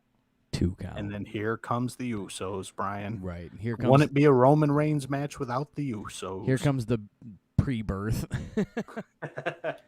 They had to get the nonsense in, and Roman can't beat. Roman. Finn can't beat Roman currently. He's having a hell of a time, and he cannot beat him. But what He's hitting flipacitas and coup de grace and can't beat him anyway. But you know what he can do is he can beat up 2 Usos on the outside of the ring. No problem whatsoever. The Usos jump him, and within seconds, Finn Balor turns it around, and he has both of the Uso brothers, one of them through a table, the other one in the fetal position in the corner. He's beating them to pulp within seconds. So it's just going, you can do this, but you can't do that. You can't beat this guy, but you can beat 2 of those guys. I don't know.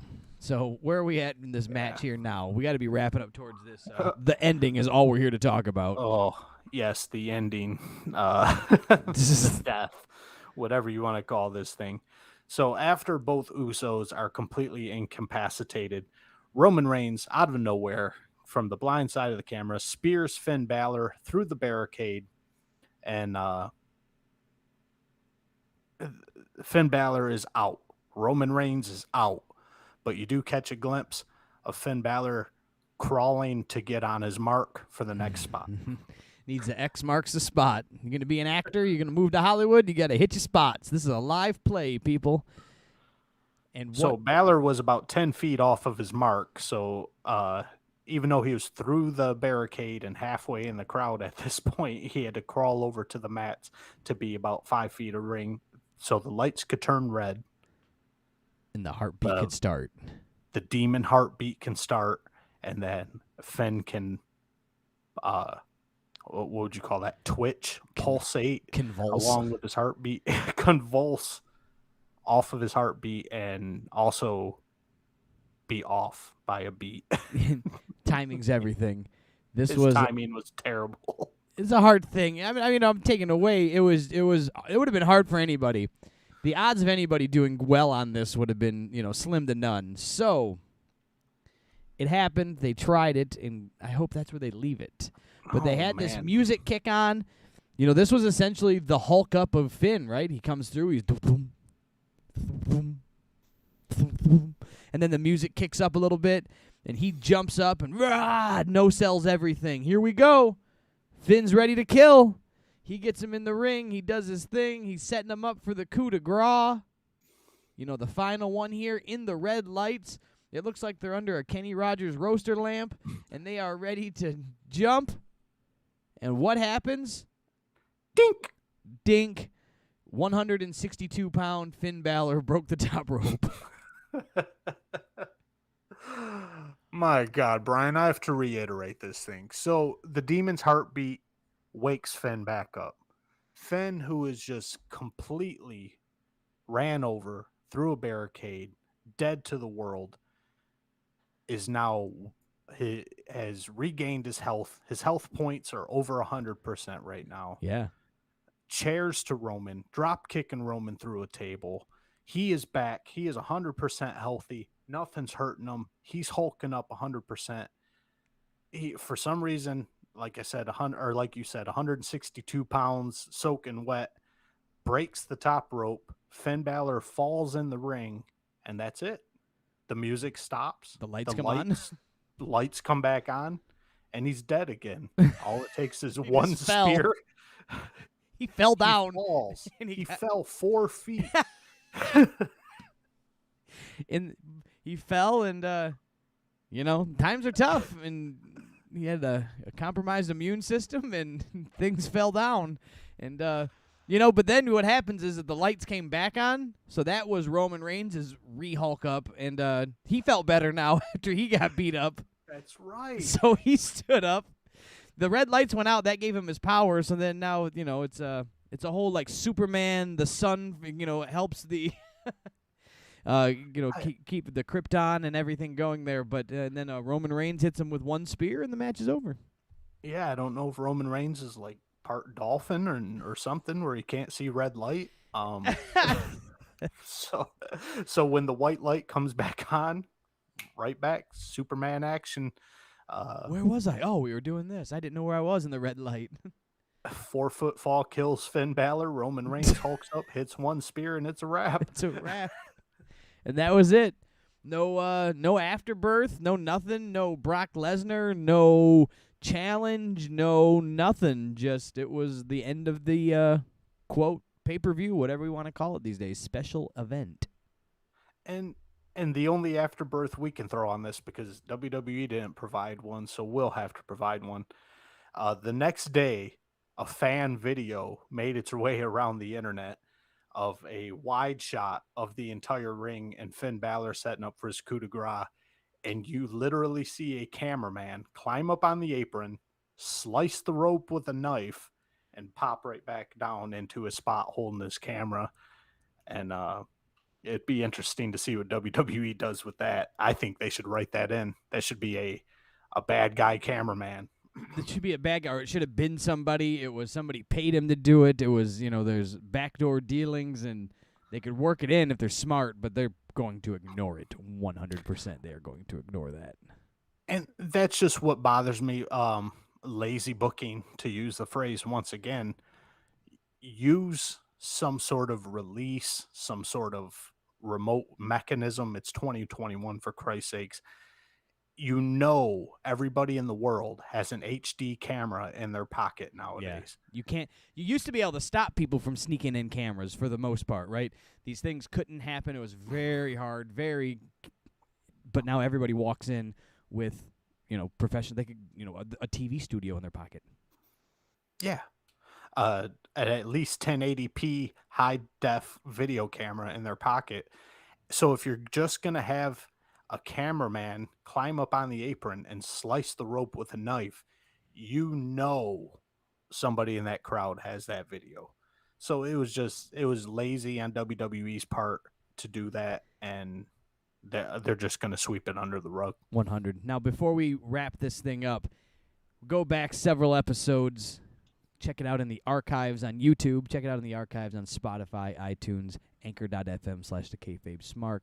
You've heard me discuss this as we were in the COVID era, I guess we're going to refer to it as. And a lot of pre-taped spots, a lot of, cinematic-style matches went down.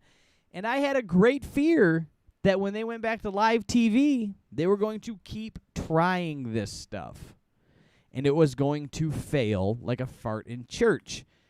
This is prime example number one of what would have been great in a cinematic aspect. The heartbeat, the re-hulk up of the Finn, the ring breaking, the whole thing could have came together with weird shots that nobody would have ever been released to see, because nobody would have been in the crowd to have a camera. Nobody would have been in the crowd to do that and report back what they saw.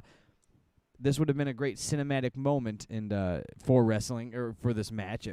Great, I used loosely. It would have been a great thing. It just would have been great for this match to get it over better. And so they tried it in front of live crowds, man, and it failed. It failed. It did not go over. The match itself leading up to this was a Roman Reigns, Finn Balor match, done anywhere, anytime, any city, in front of anybody can be done. But when they tried to add that cinematic element to it, the heartbeat and then tried to add the rope breaking. Why the rope breaking, though? Why not anything else but the rope breaking? None of it. They just always like, well, that was stupid. We saw the magic trick. Booking. We saw the magic trick. You didn't even distract us. Right. And that's a great point, Brian. This match, they could have done. So the cinematic matches in the COVID era, I didn't like them personally, but they went over great in the internet wrestling community. They loved the Undertaker AJ Styles match. How this would have fit better in one of those situations. If you set it up movie style, it would have went over great. You could have had some decent special effects. You could have took your time in booking it, but trying to put a cinematic thing into a live feel. Right, a paranormal was the word I was searching for. A cinematic paranormal moment in front of 20,000 people, it's not going to work. No. And it didn't work. And it sucked. So, right. Speaking of sucked, that was our show for the week. You got anything else before we get out of here, Eric Todd? No, sir. Run them through our socials one more time. Yeah, make sure you guys get on over to all the social medias. Join us on Facebook, YouTube, and like and subscribe on those platforms there, the KayFabe Smark. Get on over to TikTok and Instagram. Again, the KayFabe Smark on those. Posting full shows on YouTube and on Facebook. You can watch us stream them live when we go live traditionally on Thursdays. This week, we weren't feeling so hot. We pushed it off a couple days. Here we are on a Sunday, but nonetheless, you hit the bell, you subscribe, you hit the bell, you get the notification, you see when we go live. You can do that on Facebook. You can do that on YouTube. Looking at how to do lives on TikTok, there's possibility of trying to do that, and then also on Instagram as well, dabbling in some of those. But we're posting clips, we're sharing pictures, news updates. You got to stay in the loop. We'll keep you in the best of the news that we stay in. So once again, Facebook, YouTube, Instagram, and TikTok. Those are the things that we're focusing on. Make sure you subscribe to that on Spotify and iTunes if you haven't. Leave us a review, rate us, review us, all of that fun stuff. Share it with a friend. Invite somebody. Everybody knows a wrestling friend. You got one. Your whole group of people, there's you and maybe one other guy you know, and you got your wrestling friends.